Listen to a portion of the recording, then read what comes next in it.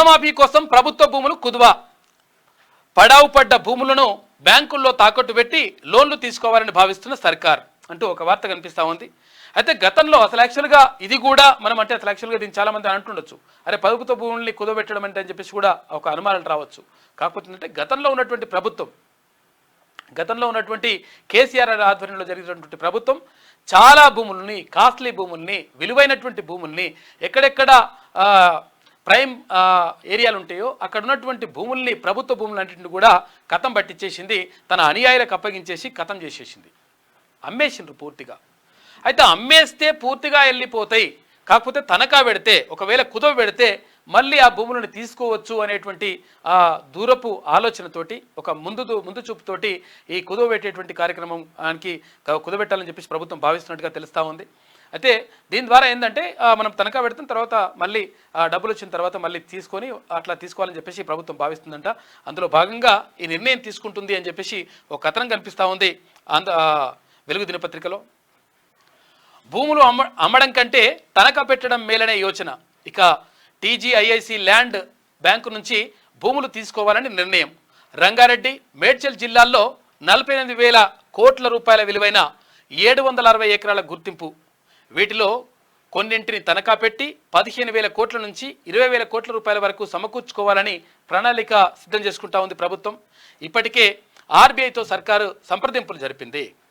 అయితే రుణమాఫీ చేయాలి, 2 లక్షల రూపాయల లోపు రుణమాఫీ మొత్తం కూడా పూర్తి చేస్తామని చెప్పేసి ముఖ్యమంత్రి రేవంత్ రెడ్డి గతంలో ఎన్నికల ప్రచారంలో ఉన్నప్పుడు క్లియర్గా ప్రకటించిండు. ప్రభుత్వం అంటే కాంగ్రెస్ మేనిఫెస్టోలో కూడా పెట్టిన తర్వాత ఇప్పుడు ఆ రుణమాఫీ చేయడానికి అంటే పూర్తి స్థాయిలో డబ్బులు లేవు. తర్వాత ఏంటంటే మొత్తం కూడా ఖజానా మొత్తం ఖాళీ చేసిపోయిండు కేసీఆర్. నిజంగా ఈ రుణమాఫీ డబ్బులు ఎక్కడి అంటే అసలు యాక్చువల్గా ఈ రుణాలు ఎప్పుడు తీసుకున్నాయంటే కేసీఆర్ హయాంలో తీసుకున్నటువంటి రుణాలు ఇవన్నీ కూడా. కేసీఆర్ ముఖ్యమంత్రిగా ఉన్నప్పుడు తీసుకున్నటువంటి రైతుకు తీసుకున్నటువంటి రుణాలు ఏవైతే ఉంటాయో అవి నిజంగా 1 లక్ష రూపాయలు రుణమాఫీ చేస్తా అన్నాడు. కాక లాస్ట్కి వస్తే ఏం చేసిండు, 2018 వరకు ఉన్నటువంటి రుణమాఫీ మొత్తం చేసేస్తాడు. 2023 దాకా కూడా రూపాయి కూడా రుణమాఫీ చేయలేదు. దాంతో ఏమైంది, 1 లక్ష రూపాయలు తీసుకుంటే 2,50,000 అయింది. ఆ 1,50,000 ఇంకా బాకీ ఉన్నది. మళ్ళీ నేను చేసినట్టుగా మళ్ళీ అవన్నీ బిల్డప్లు ఇచ్చిండు. ఇప్పుడు ఎప్పుడైతే కేసీఆర్ నిజంగా ఒకవేళ అప్పుడు 1 లక్ష రూపాయల రుణమాఫీ 2018 డిసెంబర్ వరకు చేసి ఉండింటే ఆ వడ్డీ అంత అయ్యేది కాదు, తర్వాత ఇంత ఇప్పుడు కట్టాల్సిన అవసరం ఉండేది కాదు, ఈ రుణమాఫీ అంతా అప్పుడే జరిగిపోయేది. కానీ అట్లా చేయకుండా ఇట్లా పక్కన పెట్టినటువంటి పరిస్థితుల్లో ఇప్పుడు అవి కట్టాల్సి వస్తుంది. దానికి సంబంధించి ప్రభుత్వం నిర్ణయం తీసుకుంది కాబట్టి, ఒక హామీ ఇచ్చింది కాబట్టి హామీని నెరవేర్చే పనిలో భాగంగా ఇది చేస్తూ ఉంది. కుదవబెడతామని చెప్పేసి ప్రభుత్వం చెప్తున్నట్టుగా తెలుస్తూ ఉంది. ప్రభుత్వ భూముల్ని రైతుల రుణమాఫీకి అవసరమైన నిధుల కోసం ప్రభుత్వం ప్రత్యామ్నాయ ప్రయత్నాలు చేస్తున్నది. వృధాగా ఉన్న ప్రభుత్వ భూములను బ్యాంకుల్లో కుదవబెట్టి లోన్లు తీసుకోవాలని భావిస్తుంది. ఇట్లయితే రైతుల పంట రుణాలు ఒకేసారి మాఫీ చేయొచ్చని, ఆర్థిక పరిస్థితి మెరుగుపడగానే తనఖా పెట్టిన భూములను మెల్లమెల్లగా విడిపించుకోవచ్చనే ఆలోచన చేస్తున్నది. ఈ మేరకు రంగారెడ్డి, మల్కాజ్గిరి జిల్లాల్లో 760 ఎకరాలను ప్రభుత్వం గుర్తించింది. వీటి విలువ దాదాపు 48,000 కోట్ల రూపాయలు ఉంటుందని అధికారులు అంచనా వేస్తున్నారు. వీటిలో కొన్ని భూములను బ్యాంకుల్లో తనఖా పెట్టడం ద్వారా కనీసం 15,000 కోట్ల రూపాయల నుంచి 20,000 కోట్ల రూపాయల వరకు ఏకకాలంలో సమకూర్చుకోవాలని నిర్ణయించారు. ఇప్పటికే ఆర్బీఐ గవర్నర్తో ఉన్నతాధికారులు సంప్రదింపులు జరుపుతున్నారు. ఆర్బీఐ నుంచి గ్రీన్ సిగ్నల్ వచ్చే అవకాశాలు ఎక్కువగా ఉన్నాయని ఆఫీసర్లు చెబుతున్నారు. ఒకవేళ ఆర్బీఐ ఓకే అంటే ఏండ్లుగా పెండింగ్లో ఉన్న రైతుల పంట రుణాలు ఏకకాలంలో మాఫీ అవుతాయి. ఇక సీఎం ముందు పలు ప్రతిపాదనలు ఉన్నాయంట. ఎట్టి పరిస్థితుల్లోనూ ఆగస్టు 15 తేదీలోగా 2 లక్షల లోపు క్రాప్ లోన్లు మాఫీ చేస్తామని సీఎం రేవంత్ రెడ్డి హామీ ఇచ్చారు. ఈ క్రమంలో నిధుల సర్దుబాటు కోసం అన్ని మార్గాలను సర్కార్ అన్వేషిస్తుంది.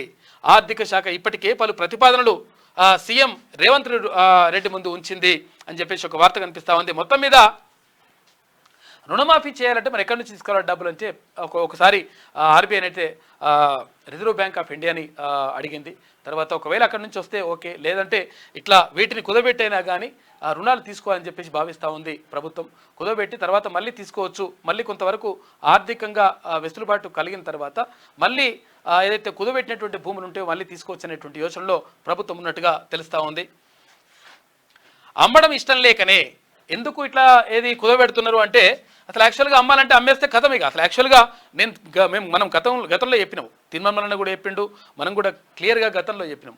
అన్ని భూములు అయిపోయిన తర్వాత, ప్రభుత్వ భూములన్నీ అయిపోయిన తర్వాత, అమ్మేసిన తర్వాత ఇంకేం చేస్తారా నాయన, మొత్తం నాశనం చేస్తూ ఉన్నారు అని చెప్పేసి మనం అన్నాం. కాబట్టి ఇట్లా అమ్మడం కాకుండా కుదవబెడితే మళ్ళీ తెచ్చుకోవచ్చు అనేటువంటి ఉద్దేశంతో ముఖ్యమంత్రి నిర్ణయం తీసుకుంటున్నట్టుగా తెలుస్తూ ఉంది. ఇంకా క్లియర్గా తీసుకోలేదు, ఇక్కడ ఆశ్చర్యార్థకంతోనే వార్త ఉంది. కాకపోతే ఏంటంటే తీసుకునే అవకాశం ఉందంట. అమ్మడం ఇష్టం లేకనే ఇటీవల ఆర్థిక శాఖ అధికారులతో సీఎం రేవంత్ రెడ్డి భేటీ అయ్యారు. ఈ సందర్భంగా గత ప్రభుత్వం సర్కారు భూములను అమ్మి నిధులు సమకూర్చుకున్నదనే ప్రస్తావన వచ్చింది. కానీ ప్రతిసారి ప్రభుత్వ భూములను అమ్మడం సరికాదని, దీనివల్ల ఇబ్బందులు వస్తాయని సీఎం స్పష్టం చేసినట్లు తెలిసింది. ఈ క్రమంలోనే తెలంగాణ ఇండస్ట్రియల్ ఇన్ఫ్రాస్ట్రక్చర్ కార్పొరేషన్ దగ్గరున్న ప్రభుత్వ భూముల ల్యాండ్ బ్యాంక్ అంశం చర్చకు వచ్చింది. ఇక టీజీఐఐసి పరిశ్రమలకు ప్రభుత్వ భూములను కేటాయిస్తుంది. ఇందుకోసం లీజు రూపంలో కొంత మొత్తం తీసుకునే అవకాశం ఉంది. ఈ భూములను బ్యాంకుల్లో తనఖా పెట్టి నిధులు తెచ్చుకుంటే బాగుంటుందనే అభిప్రాయానికి సీఎం సహా ఆఫీసర్లు కూడా వచ్చిండ్రంట. అందులో భాగంగానే భూములను, అంటే ప్రభుత్వ భూములను కొన్నింటిని తనఖా పెట్టాలని చెప్పేసి భావిస్తూ ఉందంట. దీంతో అక్కడ రుణమాఫీ చేయాలని చెప్పేసి ప్రభుత్వం నిర్ణయించినట్టుగా తెలుస్తూ ఉంది.